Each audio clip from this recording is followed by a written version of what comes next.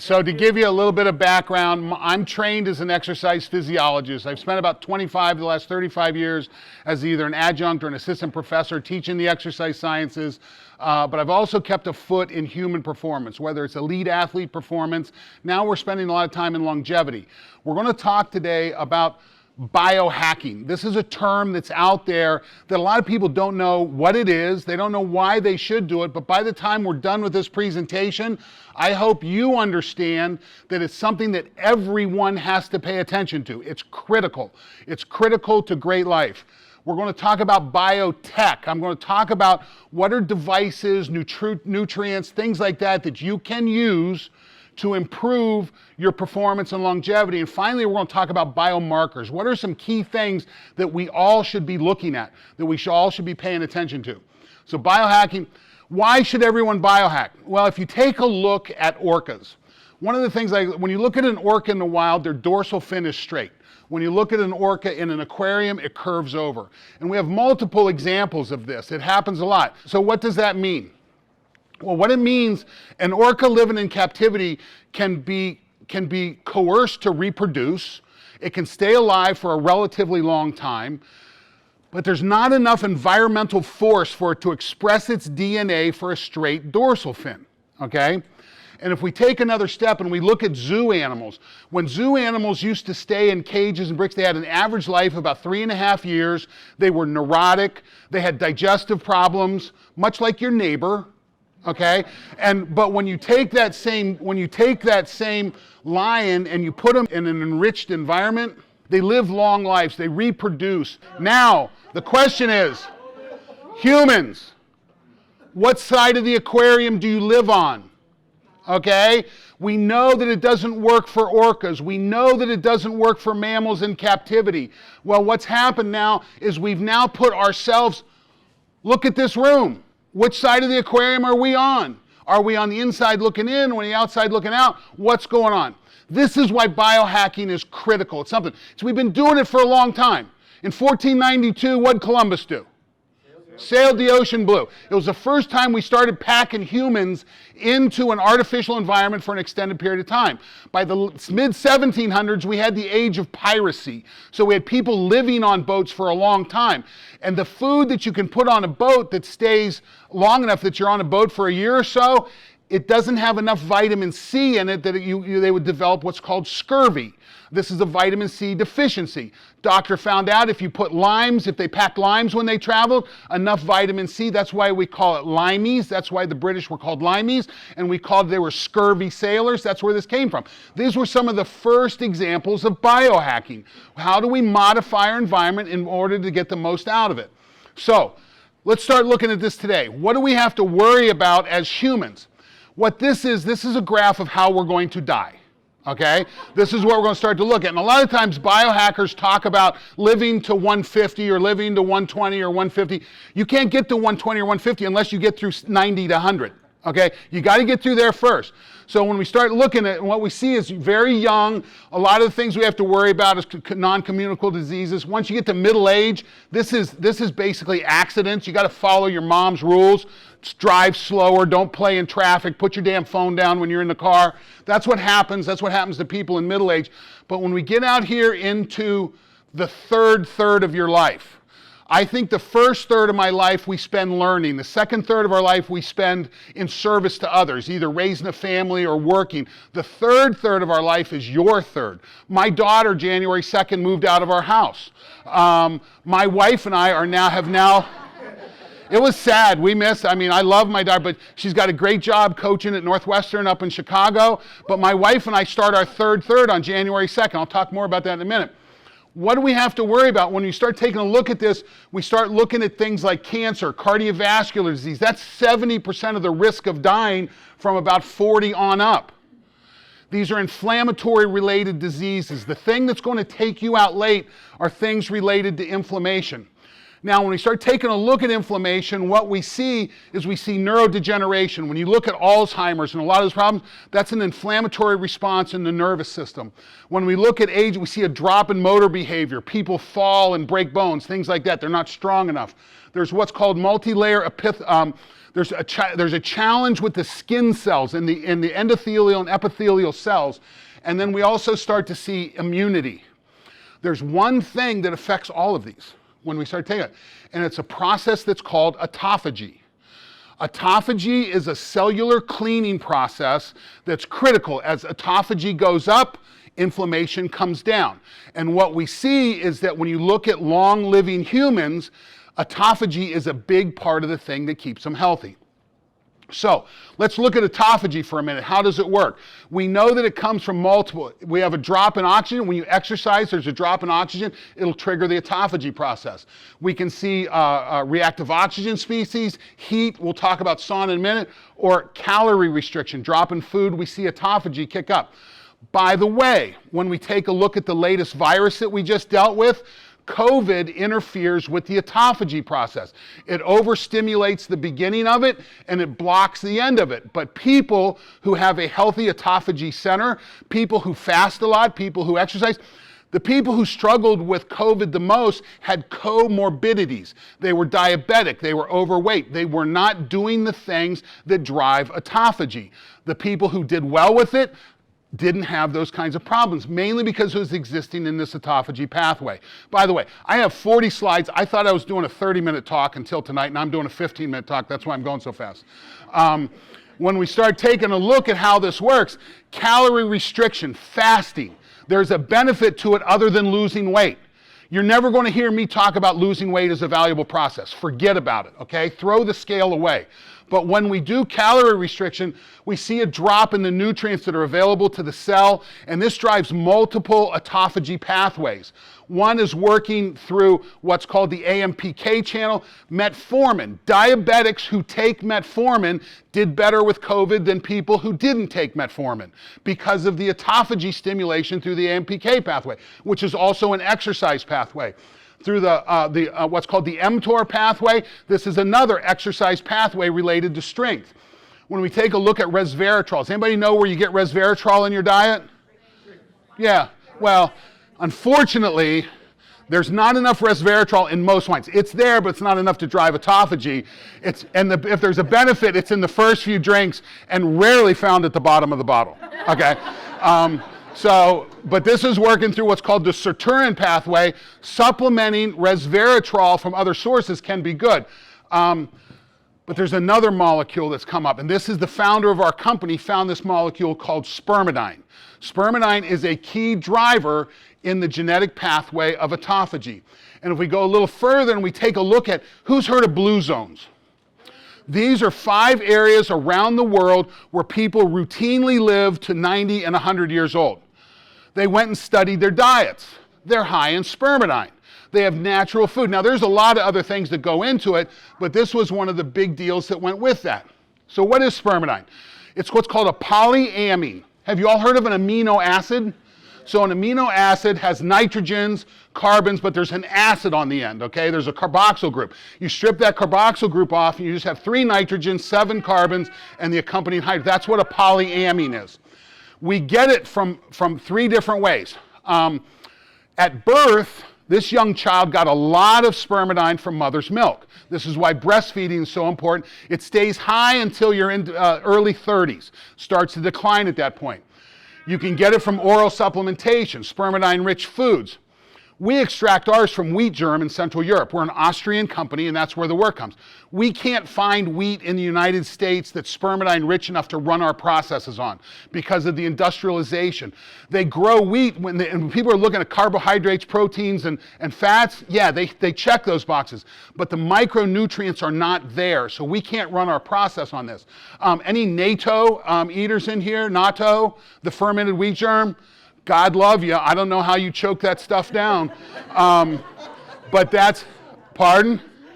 Yeah, good on you. When you're young, spermidine will be synthesized de novo on demand in the cells many times, but you have to have the root parts. And then it's also produced in the gut significantly. So there's three main areas where we see it.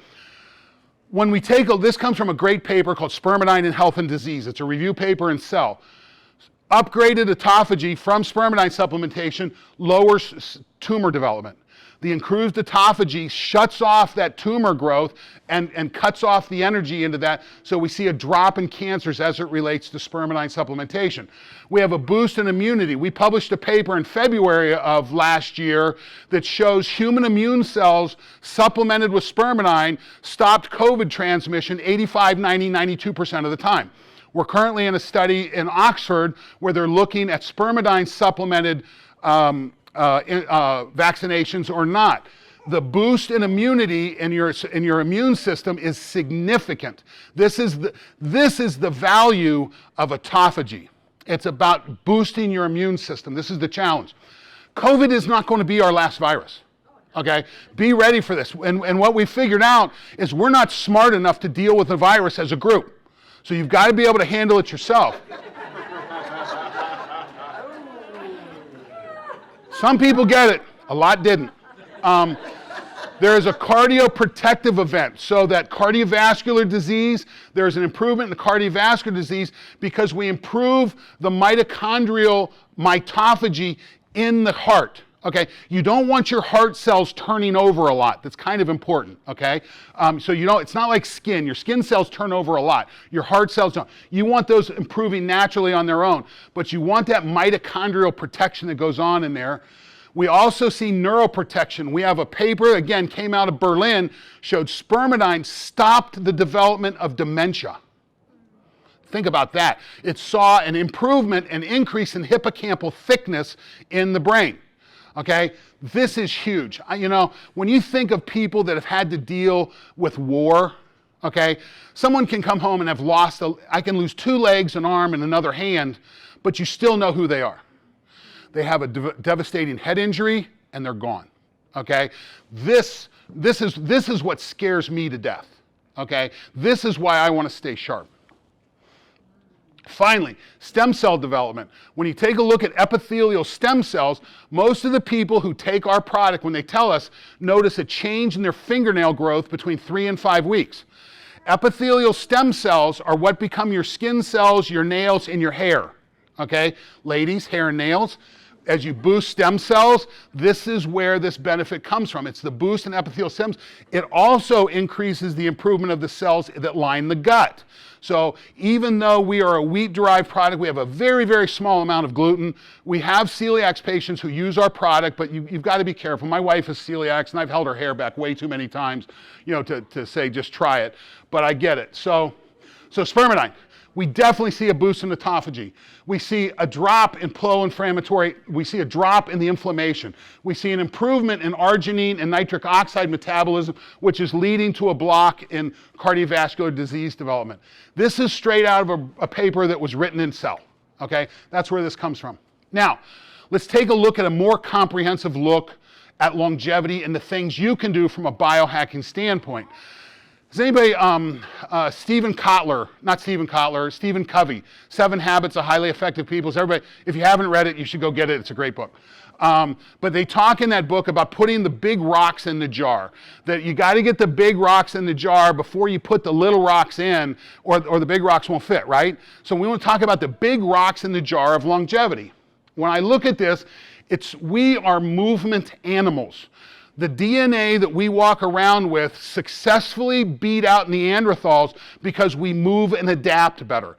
And if we're not moving, we're not feeding our DNA, we're getting the same bent dorsal fin that the orca does. Movement is critical. How do you hack it?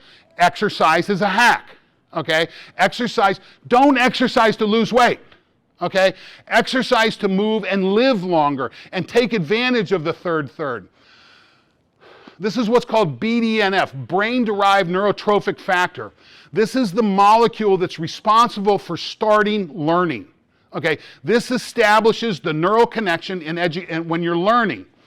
BDNF is boosted with exercise. You exercise to be smarter. Okay? Anybody, this is called anandamide. Does anybody know what anandamide is?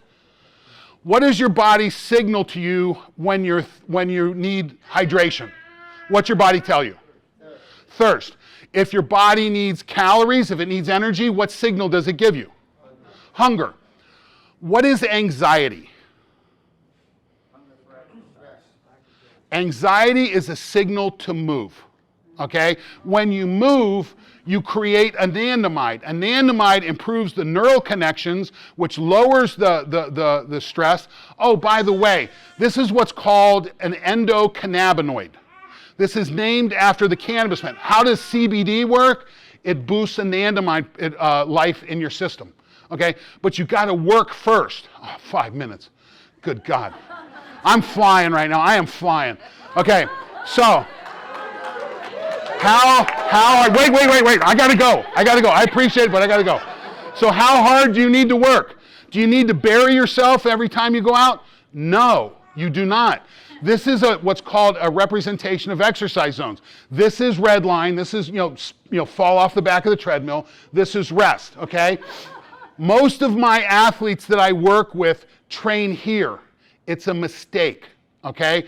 You want people training in zone 3. This is where you build metabolism. Oh, by the way, from a longevity standpoint, zone 2 is fine, okay? Get yourself a heart rate monitor. No, you don't know you're in zone 2 and zone 3 unless you have a monitor on. You only know you go to zone 4 because you start to create lactate and your body starts to respond to that. Stay away from zone 4. It's a black hole. If you're training for longevity, stay here. If you're training for performance, spend time here, okay? But you need a heart rate monitor to follow that. That's where these zones come from. Heat is a hack. People who exercise and sauna cardiovascularly are more fit than people who just exercise. There's data that shows sauna alone can have the same benefits of exercise. Okay, so there is a value, but you have to move. You can't just sit in the sauna and be sloughing the rest of your life. You have to have a move, but you can boost your performance with sauna. This heat is a wonderful. I'm trying to figure out cold. We know the data here. We know it's clear. We don't have the data on cold yet. We're figuring that out, so that's why I don't put it in here. Everything you see here is supported with research. If you're lifting, there is a concept that's called blood flow restriction training. That if you put bands around your limbs, you train, it creates a hypoxic, remember that word from autophagy? It creates a hypoxic environment in the limb. You get the same benefit of exercise with 50% of the work. Did you hear that? Same response to exercise with 50% of the work. If you do your same amount of work, blood flow restricted, you get twice the benefit, okay? This is a hack. This is a huge hack. Blood flow restriction comes from Japan. It began in their adult populations. It began in their elderly populations. It changes people's lives. Okay, movement. The next big rock in the jar, you've got to get food right, okay? And we're talking about getting food right. Start by just eating non-processed food. There's enough diversity in this room that someone can be plant-based and someone can be carnivore, and you can both be successful. That's what diversity is about. We've been diversifying for between 100,000 years and 1 million, depending on the archaeologists you're talking to, but we haven't had an extinction event on our DNA for a long time. So 2 minutes, come on. So food. Our aquariums are full of sugar. Okay, recognize this. When you go to the store, when you go to CVS to get your diabetic meds, you walk through 7 freaking rows of sugar.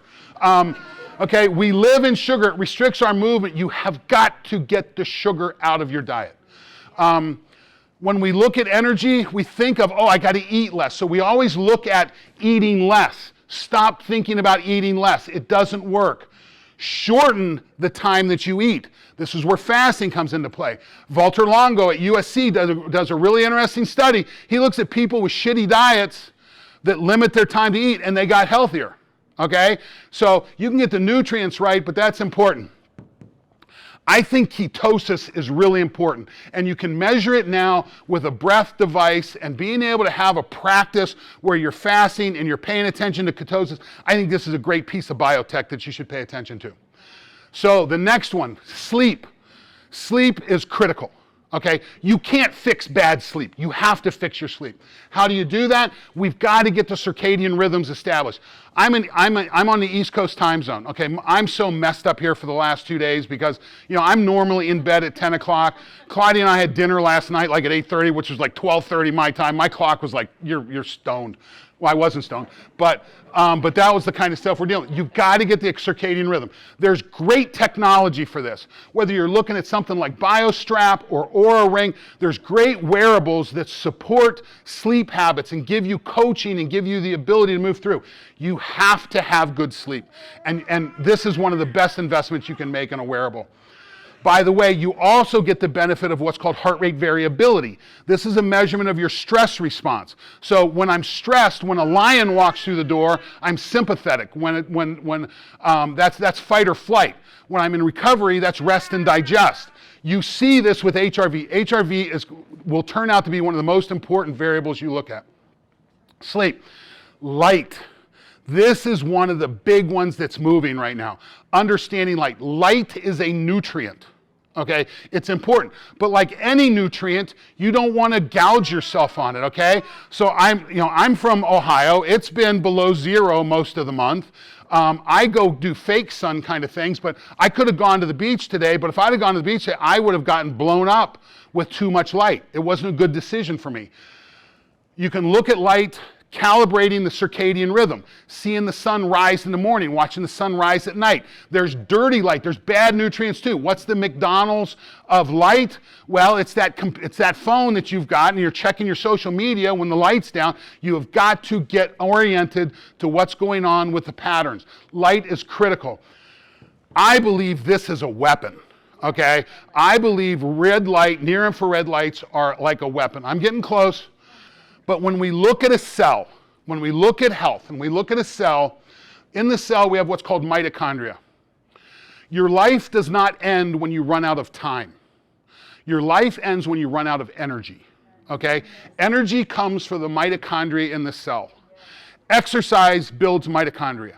Nutritive food builds mitochondria. Sleep builds mitochondria. Light feeds mitochondria. This is where life is at. This is where longevity, oh, by the way, it's where performance is at. So this is really important.